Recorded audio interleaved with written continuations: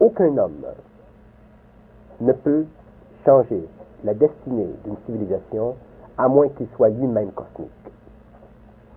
Et quatrièmement, lorsque cet homme viendra, s'il doit venir, il sera reconnu automatiquement. Parce que, automatiquement, il transcendra tout ce qui est humain.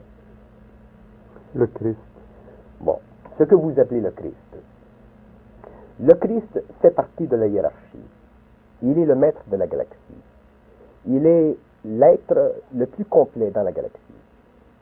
Mais il y a, derrière le mot Christ, des mystères que même les initiés ne comprennent pas.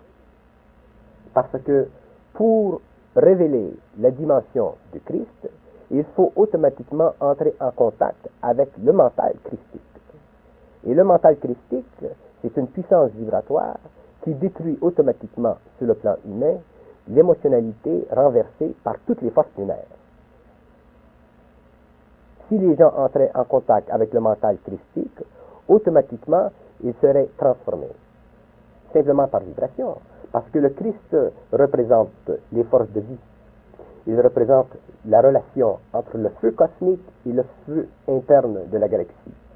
Il représente les 4 coins cardinaux vibratoirement organisés de telle sorte qu'ils pulsent en même temps en relation avec l'univers central. Le Christ, c'est un mort.